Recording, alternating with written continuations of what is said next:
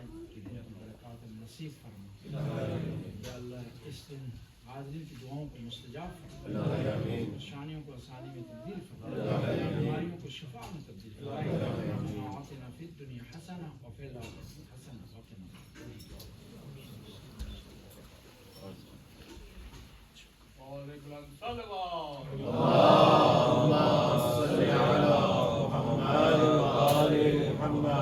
دوسرے خطبے میں چند حالات حضرت سے حوالے سے گزارشات ہیں. پہلا جو ایران میں بہت بڑا سانحہ ہوا رمضان کے دوران آیت اللہ سید علی خامنائی کی شہادت اور ایرانی قوم پر جو مشکلات ہیں جنگ کے حوالے سے جو بھی جاری ہیں. ہم تاریخ میں بعض واقعات پڑھتے رہے ہیں تو قریب سے ہم نے نہیں دیکھا ان کو، لیکن اس زمانے میں ایسے واقعات ہمارے سامنے ہوئے ہیں کہ تاریخ کا تکرار ہوا. اب دیکھنا ہے کہ تاریخ ہمارے ساتھ سامنے جب اس کا تکرار ہوا ہے کہ ایسا نہ ہو کہ اس تاریخ کے تکرار میں ہم اہل کوفہ کے رہیں. ایسا نہ ہو. کربلا جب تک حسینی ہیں تو آتی رہے گی، شہادتیں پیش کی جاتی رہیں گی، مظالم ہوتے رہیں گے، اور وہاں پر پتہ چلے گا کہ کون جو ہے وہ حبیب ابن مظاہر کی طرح چلتا ہے، مسلم بن اوسیہ کی طرح چلتا ہے، اور کون آل کوفہ کا کردار ادا کرتا ہے. یہ زیادہ ہم پڑھتے ہیں نا زیادہ اشکال میں کہ وہ لوگ جنہوں نے ظلم کیا وہ ملعون ہیں، اور وہ لوگ جو خاموش رہے وہ بھی اسی زمرے میں آتے ہیں، ظالموں کے زمرے میں. آپ جہاں تک آپ سے ہو سکے، جہاں تک آپ کی بات پہنچتی ہے، جہاں تک آپ کا قلم پہنچتا ہے، آپ کی زبان پہنچتی ہے، آپ کا کلام پہنچتا ہے، کوشش کریں ظالموں کی مذمت کریں اور مظلوم کی حمایت کریں. ہو سکتا ہے ایسا. اور کہیں بھی اگر آپ کی دسترس نہیں ہے تو کم از کم نفرت کا اظہار کریں، ان لوگوں سے نفرت کا اظہار کریں، ان ممالک سے نفرت کا اظہار کریں کہ جنہوں نے انسانی حقوق کی اس کو پامال کیا، اس کی دھجیاں اڑا دی. کسی آزاد ملک پر حملہ کرنا اور پھر اس کے مذہبی لیڈر کو شہید کر دینا سراسر اور کھلی قانون کی خلاف ورزی ہے بین الاقوامی کا. اور پھر ہم کہیں اس دنیا میں ایک تہذیب یافتہ دنیا میں رہ رہے ہیں، ترقی یافتہ دنیا میں رہ رہے ہیں، یہاں قانون کی پاسداری ہے، یہاں حقوق انسانی کی بات ہو رہی ہے. 200 کے لگ بھگ بچیاں شہید بے قصور، کم سن بچیاں اسکول میں تعلیم کے دوران. صرف ان کا قصور یہ ہے کہ ایران میں رہتی ہے، صرف ان کا قصور یہ ہے کہ وہ علی ولی اللہ والے گھرانے میں پیدا ہوئی. بس ہمیں کوشش کرنی چاہیے کہ ایسا کردار ادا کریں کہ کل تاریخ ہمیں یہ نہ کہے کہ ایک واقعہ ہوا، ایک شیعہ لیڈر کو مارا گیا اور لوگ خاموش رہے. اس پر ذرا برابر نہیں. کچھ لوگ ڈر کی وجہ سے، کچھ لوگ نوکریوں کی وجہ سے، کچھ لوگ کاروبار کی وجہ سے. آپ کو اس ملک کا قانون اجازت دیتا ہے کہ آپ پروٹیسٹ کر سکتے ہیں، آپ احتجاج کر سکتے ہیں، باہر آپ آ سکتے ہیں، قلم اپنا استعمال کر سکتے ہیں، سوشل میڈیا کو آپ استعمال کر سکتے ہیں حق کی خاطر. کیونکہ ہم اس امام کو ماننے والے جس نے فرمایا کل ظالم خصم وللمظلوم عونا. میرے شیعو، ظالم کے دشمن بن جاؤ، مظلوم کے مددگار. بس ہمیں کوشش کرنی چاہیے کہ ہم ظالم کی مخالفت کریں اور مظلوم کی حمایت کریں.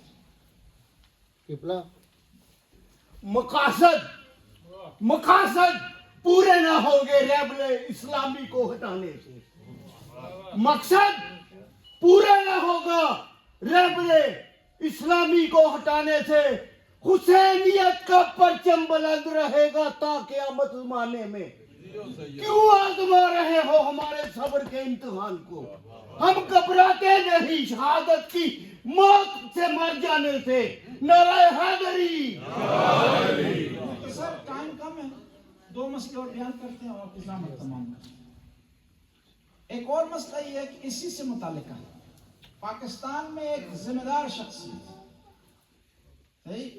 پاکستان میں آرمی چیف ایک ذمہ دار شخصیت ہے، اس کو لو بات نہیں کرنی چاہیے. وہ عام بازاری لوگوں کی طرح نہیں ہے کہ وہ ہر بات کر دے اور چل جائے گی.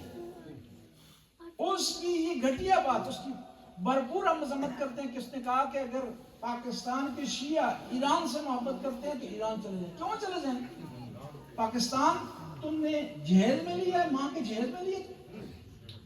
ہم نے پاکستان بنایا ہے، ہم وہاں کے مقامی آدمی ہیں اور وہاں بیٹھ کر احتجاج کریں گے، محبت کا اظہار کریں گے اور ظالم کی مذمت کریں گے، مظلوم کی حمایت کریں گے. کسی کو حق نہیں پہنچتا کہ وہ ہمیں کہے کہ ہم ایران چلے جائیں. اگر ایسی بات ہے نا، سارے مسلمان مکہ سے محبت کرتے ہیں، شیعہ و سنی، کل پھر آپ کہیں گے کہ وہ مکہ چلے جائیں؟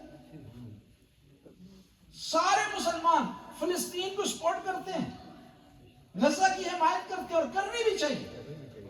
تو کل پھر کوئی کہے گا کہ ہم غزہ چلے جائیں؟ اور علماء کو، شیعہ علماء کو چاہیے جب تک یہ معافی نہیں مانگتا یا اپنے بیان کی وضاحت نہیں کرتا، گورنمنٹ کی جو میٹنگیں ہیں ان کی بائیکاٹ کریں پورے پاکستان. اور جو عالم دین نہیں کرتا، عوام کو چاہیے کہ اس کا مواخذہ کرے، کیونکہ مذاق نہیں ہے. آج یہاں تک بات آئی ہے نا، آگے بڑھ سکتی ہے اگر آپ ایکشن نہیں لیں گے، بات نہیں کریں گے، کوشش نہیں کریں گے. کیونکہ ملک کا ذمہ دار آدمی، اس کو ناپی تولی ہوئی بات کرنی چاہیے اور پہلے اس بات کے نتائج کو سوچنا چاہیے، اس کے بعد آگے بڑھنا چاہیے. اور پھر ہم بھرپور مذمت کرتے ہیں 35 افراد جو شہید ہو، ان جوانوں کا لیڈر مارا گیا، ان کا مرضی مارا گیا. وہ غصہ کر رہے ہیں تو ان کا حق حاصل ہے اور ان کو بغیر فائرنگ کے روکا جا سکتا ہے، ان کو بغیر تشدد کے کنٹرول کیا جا سکتا تھا، لیکن جان بوجھ کر کے ان پر گولیاں چلائی گئی. کوئی ملک، کوئی تہذیب اجازت نہیں دیتی کہ احتجاج کرنے والے افراد پر گولیاں چلائی جائیں. یہاں پاکستان کے علماء سے بھی گلا کہ انہوں نے اس واقعے کا ایکشن نہیں لیا. وہاں پر جنازے پڑھ کے دفنا دیے گئے ہیں. احتجاج نہیں، احتجاج ہونا چاہیے تھا. 35 شہید ہوئے نا، تو ہمیں کم از کم 35 دن تک ہمیں احتجاج رکھنا چاہیے تھا پاکستان. اور پھر دیکھیں وہ علاقے جو صلح کے حوالے سے، آشتی کے حوالے سے مشہور ہیں، گلگت اور بلتستان، اتنے شریف لوگ ہیں اس علاقے کے، پورے پاکستان میں مثال ہیں بلتستان کے لوگ. خود اہل سنت اقرار کرتے ہیں. وہاں 99% آبادی شیعہ ہے بلتستان میں. خود شیعوں نے درخواست دی ایک دفعہ کہ یہاں اہل سنت کی مسجد ہونی چاہیے، کیونکہ جو فوجی آتے ہیں دوسرے علاقوں میں سے، اہل سنت کے ان کے لیے اپنی مرضی کے مطابق نماز کا اہتمام نہیں ہوتا. یہ اتنے شریف لوگ وہ ویلکم کہتے ہیں. ان میں سے بھی 15 افراد کو وہاں شہید کرتے، 15 سے زیادہ افراد کو شہید. ایک بلڈنگ کو آگ لگانے کے بدلے میں انسانی خون بہایا جائے؟ کہاں کا انسان؟ انسان قیمتی ہے، اس کی ارزش ہے. اگر اس نے 2 پتھر مار دی کسی بلڈنگ پر تو کیا فائرنگ کا اس پہ کریں گے؟ اس نے 2 نعرے لگا دیے تو کیا آپ اس پر تشدد کریں گے؟ یہ چیزیں قابل مذمت ہیں. اور یہاں پر میں مزید اضافہ کروں گا، یہاں ناروے کی گورنمنٹ سے درخواست ہے اور گلہ ہے. یہاں پارلیمنٹ کا سپیکر وہ وزیر خارجہ بنا ہوا، اس کا کام نہیں ہے کہ فارن پالیسی پر بیان دے، کسی ملک کے خلاف بیان دے، کسی قوم کے خلاف بیان دے. اور ہمیں حق حاصل ہے کہ ہم یہاں کی ہمارے پاس نیشنلٹی ہے کہ ہم کرٹیسائز کریں ایسے لوگوں کو. اور خود گورنمنٹ کو چاہیے کہ وہ اپنے جو افراد ہیں ان کے لیے حد و حدود مقرر کریں. یہ اگر فرض کریں بیان دینا بھی ہے تو وزیر خارجہ کا کام ہے، وزیر اعظم کا کام ہے، پارلیمنٹ کے اسپیکر کا کام نہیں ہے. تو کسی ملک کے خلاف بیان دے یا کسی کی مذمت کرے یا کسی کے حق میں بیان دے. اور آپ لوگوں کو بھی یاد رکھنا چاہیے کہ اس فرق کو یاد رکھیں اور اس کی پارٹی کو یاد رکھیں آئندہ الیکشن میں. اور جو ووٹ نہیں بھی دیتے وہ جائیں دیں, اپنے ووٹ کا حق استعمال کریں, اس پارٹی کے خلاف ووٹ دیں تاکہ پارٹی اس کا مواخذہ کرے کم از کم. کیوں وہ بغیر کسی سوچے سمجھے اور بغیر تدبر کے وہ بیان دی جا رہا ہے. ایک صلح پسند ملک, ایک جمہوریت پسند ملک, ایک پیارا ملک, اس کی نمائندگی غلط طریقے سے ہو رہی ہے. لہذا ہم بھی جہاں تک ہو سکے سوشل میڈیا میں اس کے خلاف بات کریں. آئندہ الیکشن میں اس چیز کو مدنظر رکھیں اور جہاں تک ہو سکے اپنا پیغام پہنچائیں یہاں کی جمہوری معاشرے, تاکہ آئندہ اس چیز کا جو ہے وہ تکرار نہ ہو.